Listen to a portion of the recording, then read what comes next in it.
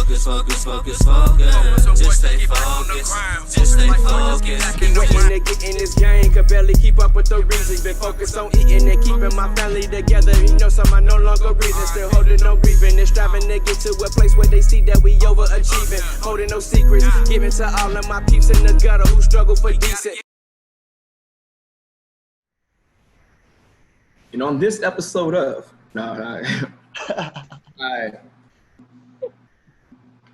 how everybody doing? So I'm Dre Lavelle, some people, and we're on chapter 3 of the book, The 50th Law. So it's a nice way for different generations called GenerationX, GenerationY, and GenerationZ to go through the book and everything and see what we get from it. Kind of a way for, since everybody remotely and everything, you got COVID going on, my brother, my mama, cousin, everybody, we across different states right now. So it's a nice way for us to get together, get some information, and actually have a intelligent conversation with each other on some things.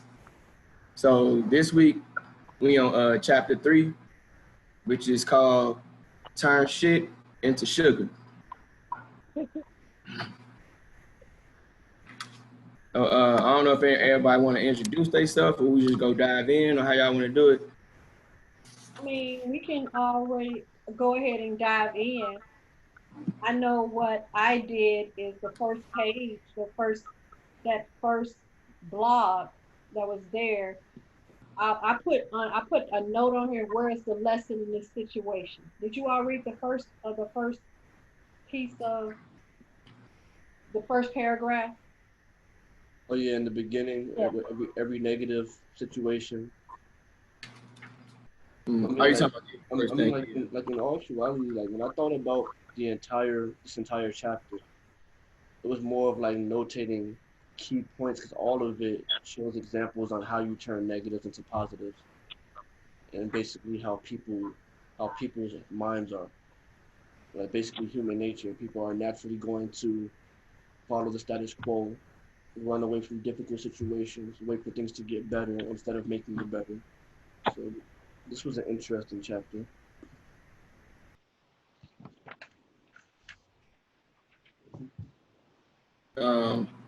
I know a lot of the first part of the chapter kind of like focus on like 50 actual life or whatever. I guess the main thing was when he actually got shot. And I know me personally, I was in high school when 50 Cent came out. So I was like a big fan of his, him, G-Unit, all that, you know. So I knew exactly what they was talking about. Like for one, when he said, like a lot of the gangster rappers, like they was really studio gangsters, and it wasn't actual gangster life that he was, or how he seen the actual hood, or what he was going through. So one, he had a different approach of coming in with that raw talent, that raw flavor to it. And so when he did get shot, like he was saying, he had the actual wounds to prove that he was out there doing that it was people after him, that he did do certain things. So it kind of like, I guess in that aspect, even though he didn't have any money or any resources, he had that. And when the shot went through his tooth, it changed his voice. So I don't know, it was just a constant reminder, I guess, to the audience that he was targeting, that basically he was the real deal. So he basically took almost getting killed and people wanted to kill him and made it a positive. Yeah, that's what I got too about the first one, because like you said, I end up highlighting on page 73. He recreated himself. Yeah. And sometimes you have to do that in life. You have to recreate yourself. You can visualize how you think your life is going to go, and then you end up having a hiccup or a downfall, or something changes your trajectory of where you want to go, and you have to go through and say, okay, how and what must I end up, how can I recreate myself? I know when I go through certain things, I always ask myself, what lesson can I learn from this situation? What can I apply this lesson? You know, sometimes I do get stuck in a funk, that I might end up saying and be woe is me for a minute, but then I end up putting on my big girl underwear and just go ahead and say, okay, what can I learn from the situation and go ahead and move forward. I found it very. Oh, Go ahead. I just found it very motivating how he literally almost died and turned the entire situation around to better himself. So I find that so many people get stuck in this victim mentality, saying, "Why me? Why me?" You know. So I found that very inspiring. And another thing that I picked up, I don't remember exactly what highlight it was or nothing, but I'm just really basically summarizing in my head. I know it's one point where they were saying that when you're not challenged or you don't go through shit, like you really can't force yourself to see who you really are. So I don't know, just think about like somebody who's in the NBA right now, and if you're in the NBA, you've probably been dominating your whole life. Like you've been out there dunking on little kids. You was basically a man playing amongst boys. So when you go to high school, you probably dominating. Then you go to college, there's a higher level of competition. So a lot of people drown out in college. And some people are picked number one in the NBA draft and never pan out. Because like they probably never ran into that rock before or had to actually work extra hard. So like certain people may need extra motivation to become there. Everybody not like Michael Jordan and LeBron just come in and dunk. Like sometimes it takes years and years and years, and you have to go through certain things. And you Yeah, understand that, I guess a lot of bust in the NFL. I mean the NBA and the NFL. Like, but when you get to that level, if it's been a smooth walk journey the whole time, like when you get to that point, some people don't know how to react when you actually get there. So, yeah, basically when you actually get to your shit, I should say, or whatever, you have to know how to deal with it. like I can say, I can tell what students I have in class. My C students are usually the students who are going to do well in the industry. And I don't know why, because in class they always get an AAA and they never end up facing that wall, like you say, that wall per se, or when they end up going into the industry and something end up happening. And when you're not in school, but when you're in the real world, like we were talking about the other day, you have to understand how to critical think. You have to end up understanding obstacles, how to, and when they face that, they end up being washed out in the real world. But my C students who have to struggle in class, my C and D students who are struggling in class, and when they get into the industry, they end up being Like, superstars, I doing mean, what they need to do. like I feel like it's almost like those students are used to the pain and used to the push and having to push themselves. They're used to things happening real quick. The A students, it's like they already know what's about to happen. They know what to prepare for. So when they have to expect the unexpected, it's like I don't want to do this. I'm Right? They've afraid. never been trained to expect the unexpected. Their mind has never been trained in that part. Yeah, it's kind of like you got to get like people like who I guess been doing it before. Like even when I first got to my job, like I didn't even go to school for it, so I had to struggle like my first couple years or whatever. I still took like different aspects from my major and put it there, and I knew how to break it down to other people because it wasn't my actual industry I went in for. I guess that was a plus out of that as well. But basically, I got comfortable being uncomfortable. Like every time it like comes up, you be like, okay, I don't know what I'm doing, but I figure it out. Like, Right. Which is like basically what this chapter is talking about, how to go forward. What did it say? He said he ended up bootlegging and pirating his tracks. And I think about how AOL used to do the marketing, and also Tyler Perry. He didn't get where he was until he ended up bootlegging. People was bootlegging his movies and things. People didn't end up going to the play. They end up but now everybody know who Tyler Perry is, and he was like it was something that he didn't like end up making him being on top of the world. So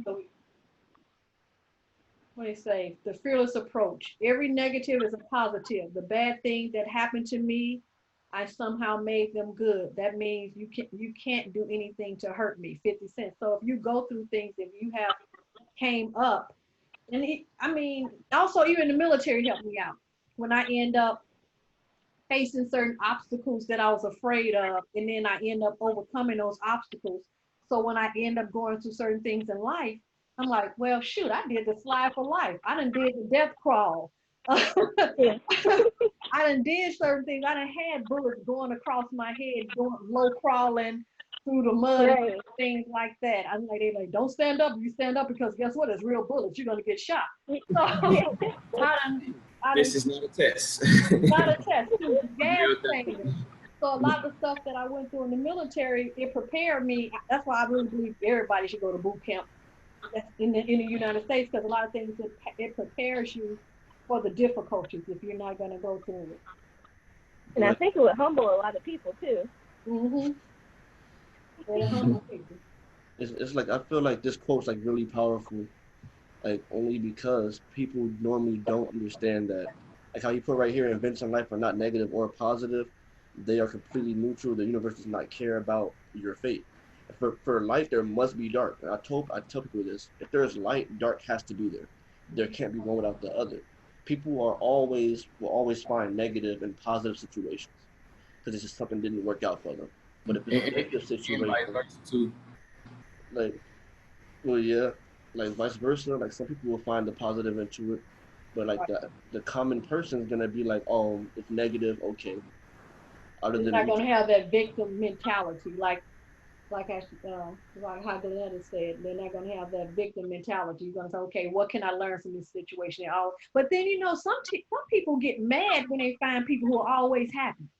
Just Like, walk around mad all the time. they're like, why are you so happy? Why are you so happy? I'm like, why should I be happy? How's You it making going? breakfast?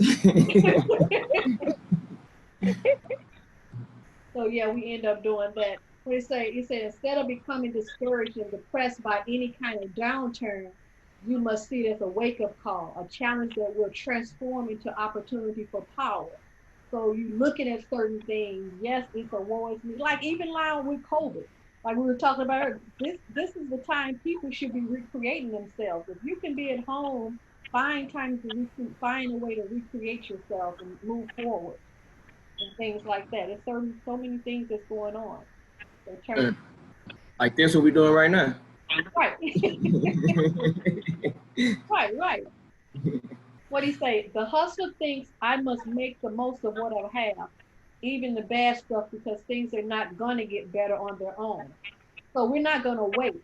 So even when I remember when I was in college and we didn't have, I was hungry and I ended up having. I was okay. My son got to eat. He can have the food, and I'll just eat some red Kool-Aid and eat some potato chips, and I'll just make sure he eats. But I'm okay because the hustle mentality is I'm gonna end up setting up my mindset to make sure that I'm gonna do what I do and use my brain. Shoot, even when Leandra, remember when your last year of college and we had to figure out how to get the money for you to end up finishing that last year. I'm like, you know what? We got a brain. We need to figure out. Man, I went to like every bank in the city like 2, 3 times. Like, come on, man, I need this money, man. Come on. So because My we end up creating that website. Remember, we end up creating the blog site. yeah, like right here. It would PayPal, not PayPal, but crowdfunding wasn't even around. We had people send money to his PayPal account. It was what do they do? GoFundMe. It was no GoFundMe. We did our own GoFundMe before GoFundMe was even out to get him extra money to pay for school. Yeah. Like some people was finishing like food and stuff like that too. So that was pretty cool. Yeah, that's what he say. I'm looking at something like everything was turned around. Lack of funds and experience lead to more creative ways of fighting. So just using what resources you do have instead of what you don't have. You But never know.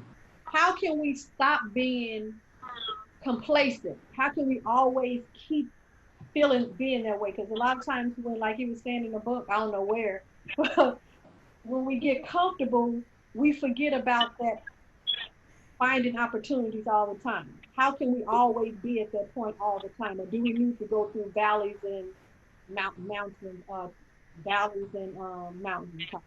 Yeah, it is crazy because I know like like even when I was going through school, I'm like, man, this stuff hard. And then when you get out of school, you forget how hard school is. You're like, yeah, it's just school, you know, like because you forgot about like everything you done been through to get to that point or whatever. So I know even myself, let's say like 2-3 months ago, like I was experiencing something, you know, mom, I ain't gonna get into it or nothing. But it was like a struggle I had never like experienced before. Like that was messing with my regular schedule that was going on in my life, which kind of had me feeling funny. So it was like obstacles I had, like I'm gonna say like financially I had obstacles. I had obstacles like with school, with my education, with my career, my professionalism, things like that. But it never like altered me in a way like this did, because like even then I was still good. Like I was still upbeat. I was still like doing everything. It's the only time it like actually affected my character. So it actually had to come to a realization where you actually like can basically, you got to face it first off and notice that it is an issue, and then just take it head on basically. Don't be afraid, knowing things are gonna be okay. I guess you have end up having.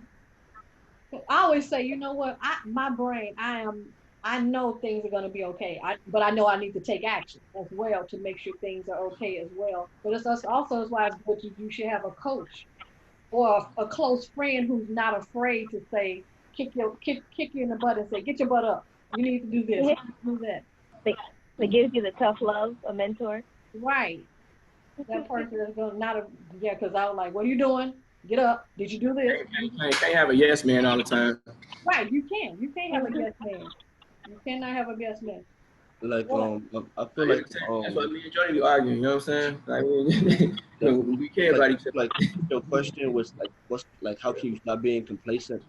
I'm thinking is from being dissatisfied. If you're never satisfied, you can't be complacent. So if you're You have not to told, you have to always want more, always have that hunger to get more and more. But with that comes a negative. People are gonna hate you because you always want more.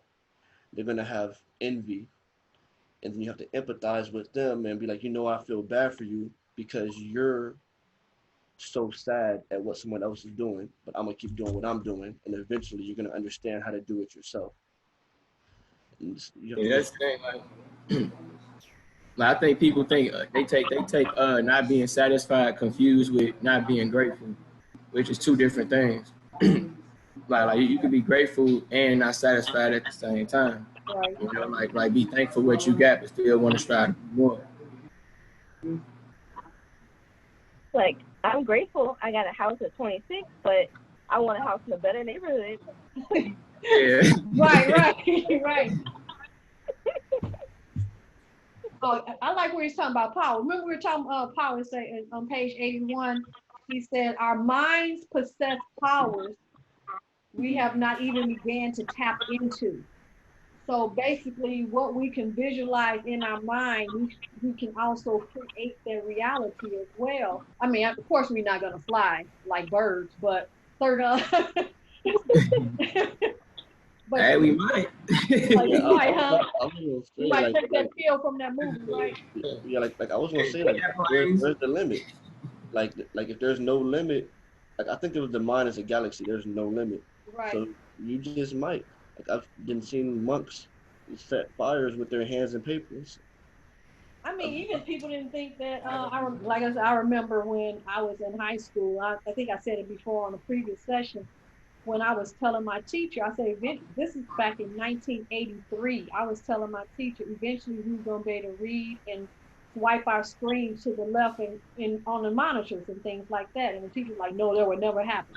I'm like, it's gonna happen. It's gonna happen. And then I wish I could find that teacher right now. It's like, see, right there. Remember you told me knowing you was being negative based on what I wanted to do?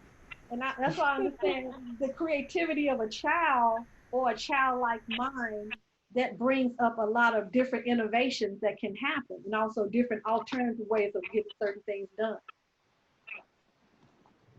Mm-hmm. I know another thing they was talking about was like say for instance, like something goes wrong in your life, or say for instance, say for instance, you count on somebody to give you a ride or something, or to help you move, or somebody just flaked on you. And basically, like when that happens, you kind of go into a mode of what it say, like we gotta survive how inventive we become.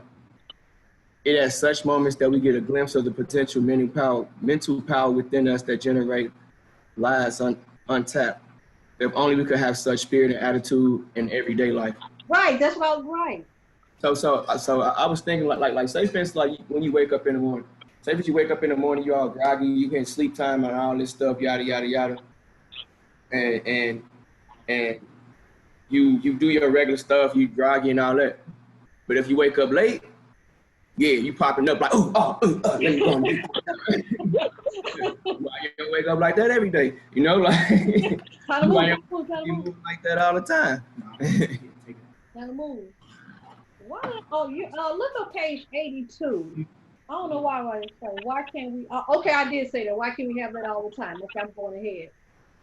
Why can't we do this all the time? Keep that point there. This added, what did it say?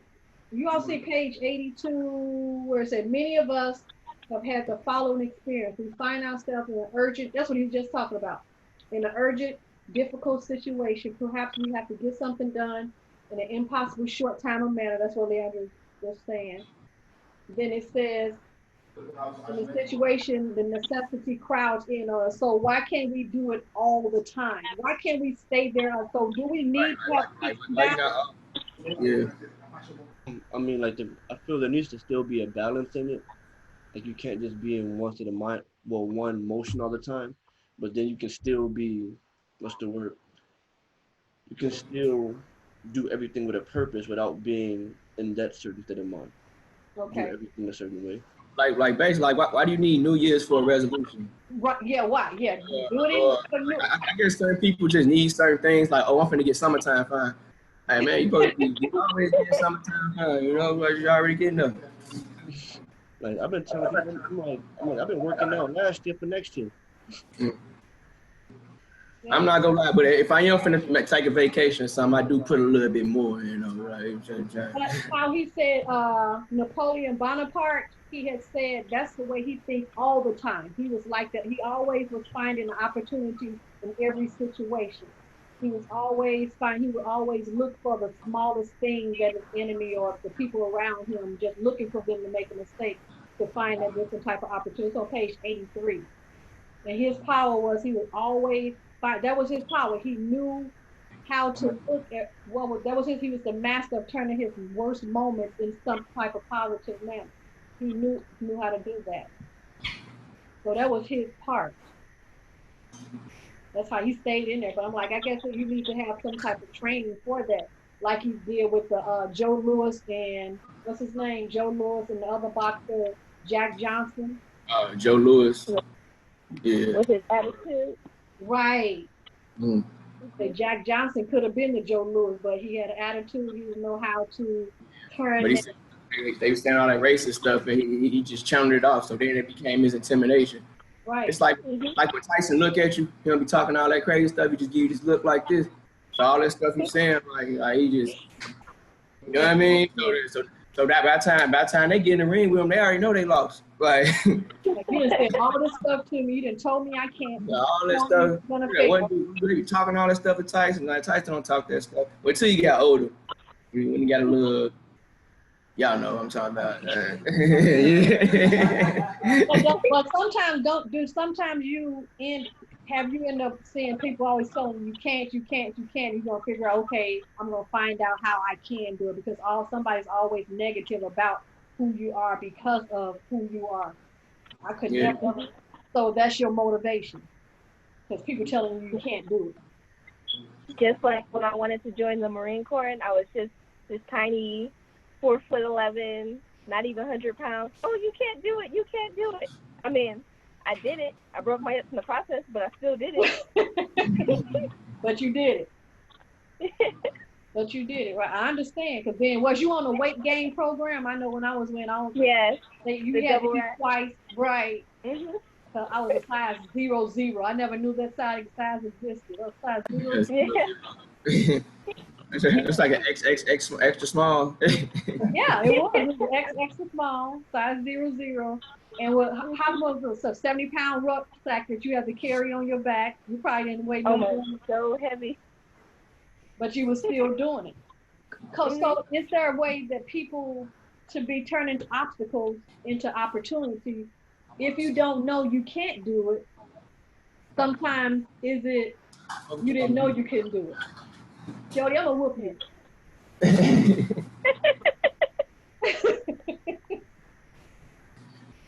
Tell them, I'm, tell them to smile. Look in the camera and smile. Say hi.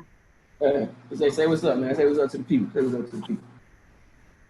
What's going on, everybody? Yeah. Good job. I'm not for levitated minds. Look in your camera. I love y'all. You know, I don't know y'all, but I love y'all, dude. It's my heart. Everything we got going on is for a purpose. Everything for a purpose. Yes, ma'am. Turn your camera off. So yeah, if you came to what else? Okay, my page 86. I got this highlighted. Am I the only person that got page 86? Highlighted. 86. 86. 86 to 87. I'm like, well, highlighting stuff crazy. All right, bro. All right, y'all be safe. Like I got 87 highlighted, but 86 not that much. Okay. Oh yeah. It's a easily reframe your purposes. Reframe certain things. I got that highlighted. And it says if you go into it and the channel is in your direction, you have to turn it into an opportunity or a positive. So everything we've been talking about, what do you do to turn everything around? You have to actively be looking for turning points. Like it says, you're actively looking for turning points. Where can it happen? You have to end up developing that keen eye to find out where a turning point can, not a fad, but where I can. The one thing I was talking about, the swipe screen.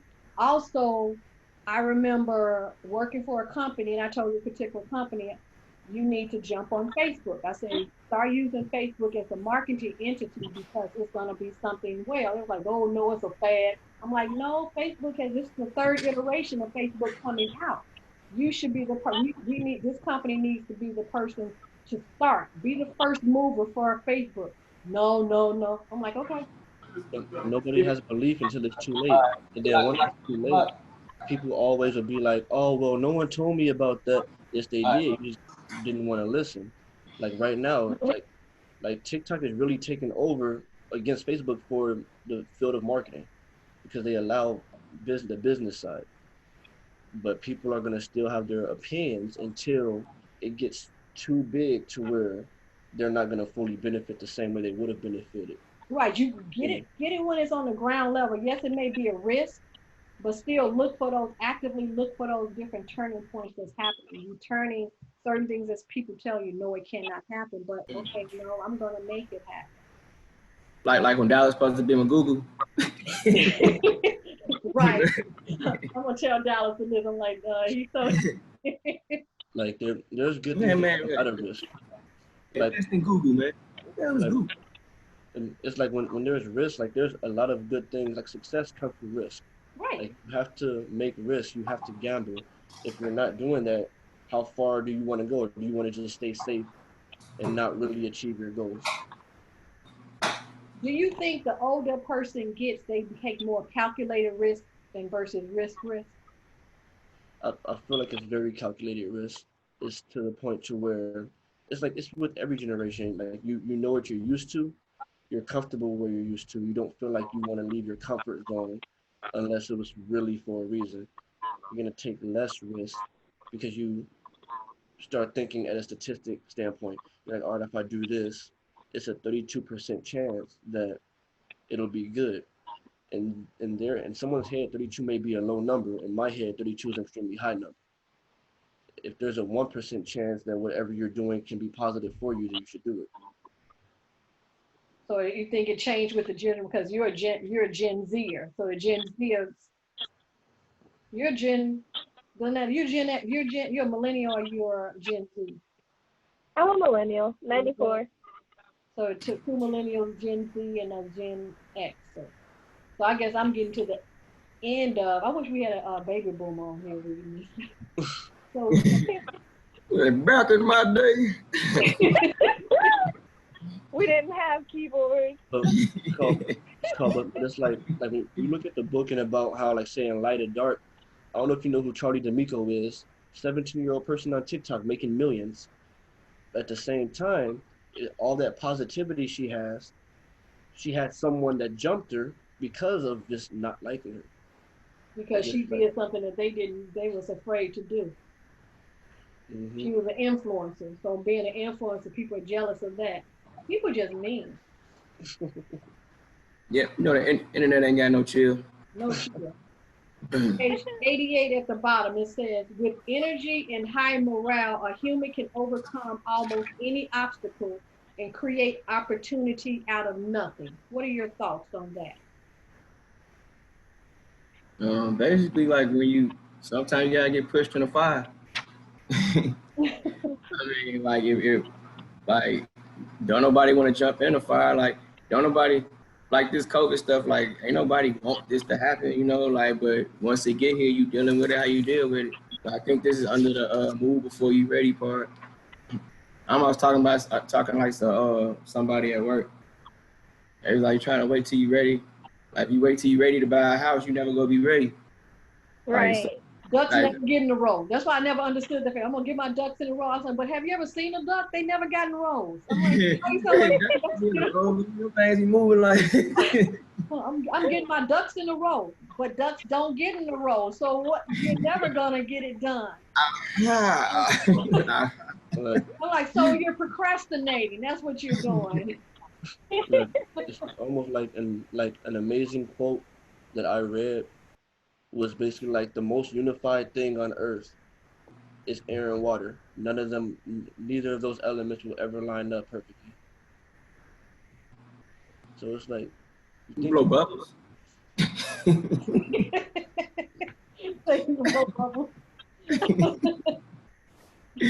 and that quote that quote was written by royalty, but he's like a famous philosopher. Me. A wise man once said. It's like Generation Z. But it's like when you think about water, it flows up and down. It's everywhere, but it's always connected. It's always in unity. You never it never strays away, but it strays away. It never sprays away, but it sprays away. It turns into steam and mist. Like what was that one thing I had put on Facebook? Like way before reading this book, you can always turn a negative to a positive easily. Might as well. You can't cross that other one out to make it a negative. It's a whiteout. It's a whiteout. Okay. I mean, I know we're saying all that, but it's definitely easier said than done. It is.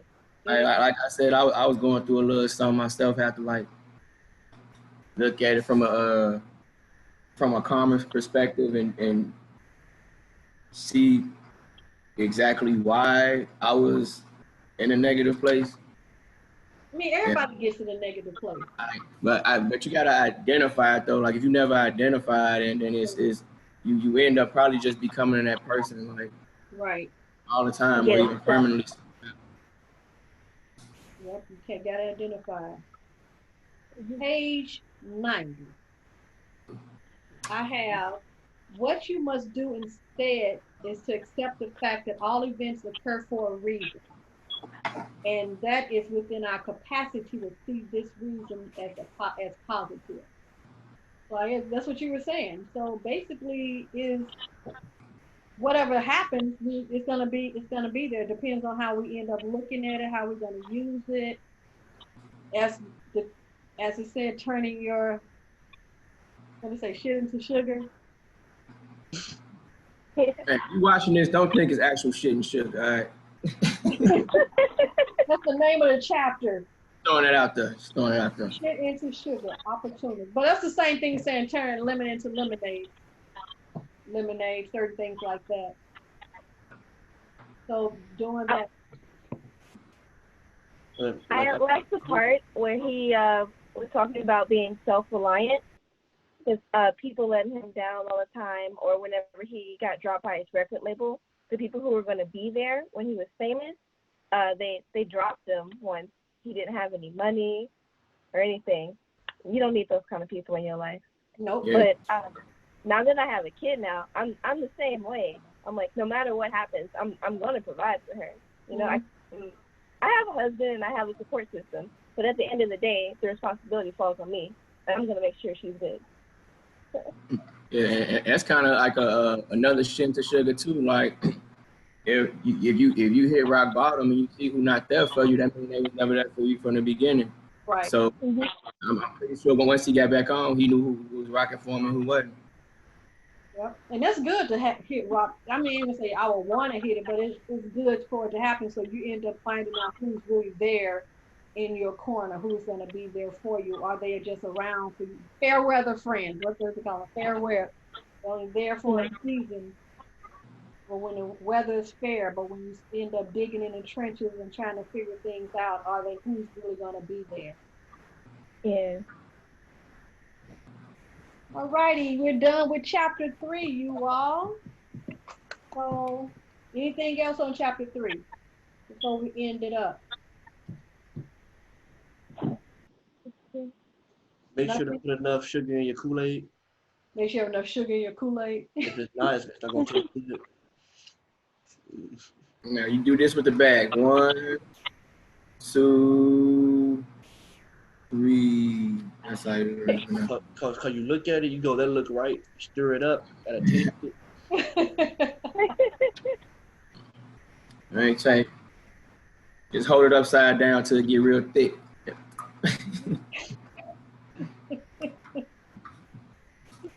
All right, use finish two with flavor chapter. Go ahead, what do you say? I said always use 2 different flavor packs. Oh, we talking about the art, the connoisseur of making good tasting Kool-Aid. Some flavors don't mix right though. Some flavors like supposed to go together. Like. So how you make what Kool-Aid and what Kool-Aid goes together, and make sure you stir it up. Gotta do like a sweet with a citrus one. You know what I'm saying? Like you gotta do a. All righty, so we finished with chapter 3. Next week, 2 more weeks, right? So chapter 4, keep moving, calculated momentum. Oh, I think this is the one when he got into it with Ja Rule, isn't it? Buying all the front row seats. No, that's now, but I'm talking about way back when. He always getting into the Ja Rule. So yeah. He trying to crush his enemy totally. He's saying. Basically. They got into it in high school. He ain't let them live since. Like, man, look. He has it. So next time we end up doing chapter 4, keep moving, calculated momentum. So that's the next time. Thank you all for listening. So as we go, we'll see you next week. Anybody want to join us next week? We got 4. Week after next. So if anybody else want to come on, you're welcome to come on. Hey. So y'all ready? Thank you, and All right, y'all.